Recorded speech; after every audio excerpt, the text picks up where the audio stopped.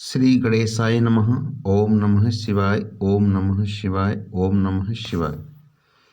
स्वागत है सभी दर्शक साथियों का आपके अपने YouTube चैनल रामकृष्ण जी शिवम स्टूडियो में। मैं रामकृष्ण शास्त्री आगरा से आप लोगों के बीच में धार्मिक कथाएं, व्रत कथाएं एवं अन्य जानकारियां लेकर के आता रहता हूं। आज की जानकारी शिव महापुराण का महात्म्य, फाल्गुन मास की कथा, अध्याय संख्या 3।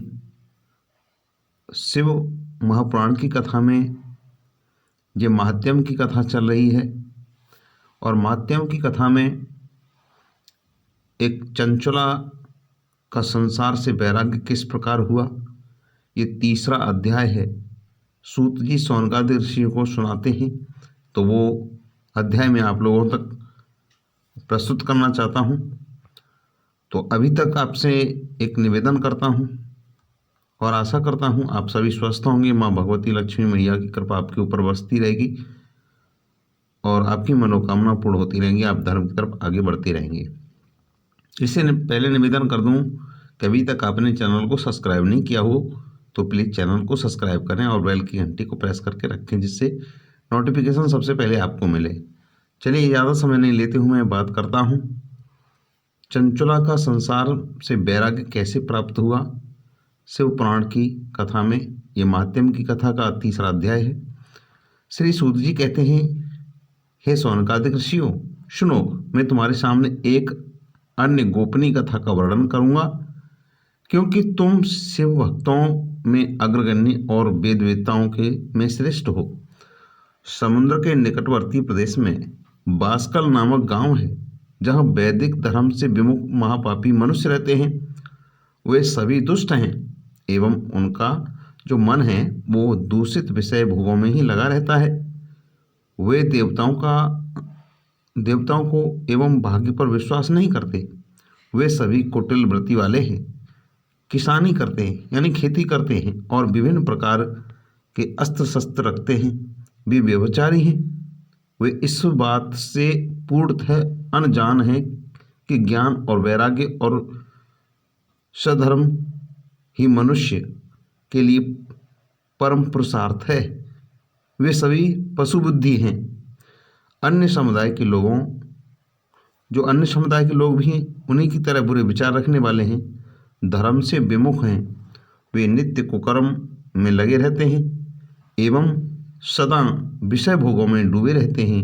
वहाँ की स्त्रियाँ भी बुरे स्वभाव की, स्वेच्छारणी, पाप से डूबी, कुटिल सोच वाली और व्यभिचारिणी हैं।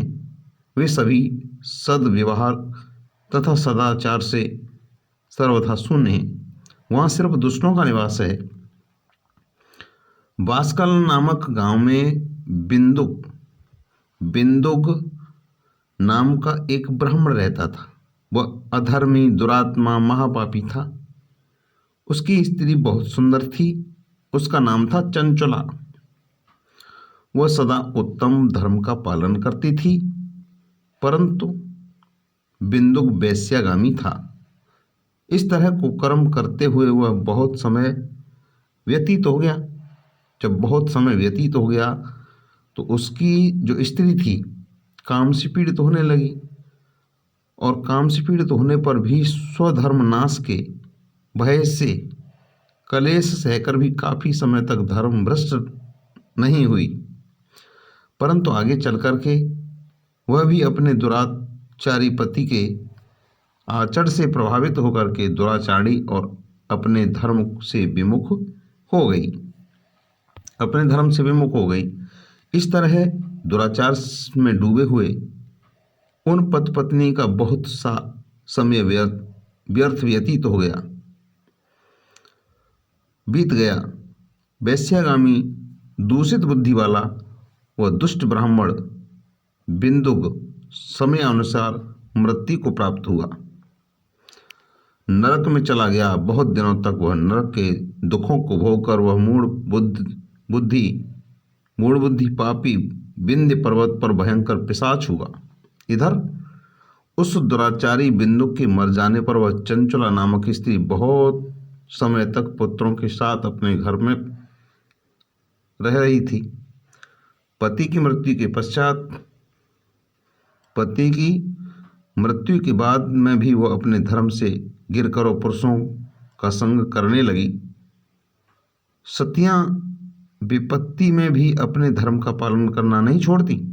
सती स्त्रियां जो होती हैं विपत्ति के समय भी अपने धर्म का पालन करना नहीं छोड़ती। यही तो तप है। तप कठिन तो होता है लेकिन उसका फल मीठा होता है। विषयी इस सत्य को नहीं जानता, जो विषय भोगों में लगा है वो इस सत्य को नहीं जानता, इसलिए वह विषयों के विष फल का स्वाद लेते हुए भोग करता है। एक दिन देवयोग से, एक दिन का समय कि देवयोग से किसी पुण्य पर्व के आने पर वह अपने भाई बंधुओं के साथ गोकर्ण क्षेत्र में गई। गोकर्ण क्षेत्र में जब गई तो उसने उस तीर्थ के जल में स्नान किया एवं बंधुजनों के साथ यत्र तत्र घूमने लगी। घूमते घूमते वह एक देव मंदिर में गई। वहाँ उसने ब्राह्मण के मुख से भगवान शिव की परम पवित्र मंगलकारी कथा सुनी। कथावाचक कह रहे थे कि जो स्त्रियां व्यभिचार करती हैं वे मरने के बाद जब यमलोक जाती हैं तब यमराज के दूत उन्हें तरह तरह के यंत्रणा देते हैं, यानी दुख देते हैं। वे उनके कामांगों को तृप्त लोह दंडों से दागते हैं। तृप्त लोह के पुरुष से उसका संस्कार कराते हैं। ये सारे दंड इतनी वेदना देने वाले होते हैं कि जीव पुकार पुकार करके कहता है कि अब वह ऐसा कभी नहीं करेगा, लेकिन यमदूत उसे छोड़ते नहीं हैं। कर्मों का फल तो सभी को भोगना पड़ता है। देव, ऋषि, मनुष्य सभी इससे बंधे हुए। इस तरीके से उस कथावाचक के मुख से यह वैराग्य बढ़ाने वाली कथा सुनकर चंचला भय से व्याकुल हो गई और कथा समाप्त होने पर सभी लोग वहां से चले गए। तब कथा वाचने वाले वाचक से चंचला ने कहा, हे ब्राह्मण देव, धर्म को न जानने के कारण मेरे द्वारा बहुत दुराचार हुआ। स्वामी मेरे ऊपर कृपा कर मेरा उद्धार कीजिए। आपके प्रवचन सुनकर के मुझे इस संसार से वैराग्य हो गया। मुझ मूढ़ बुद्धि वाली पापनी धिक्कार है। मैं निंदा के योग्य हूँ। मैं बुरे विषयों में फंसकर अपने धर्म से विमुख हो गई। कौन मुझे जैसी कुमार्ग पर मन लगाने वाली पापनी का साथ देगा।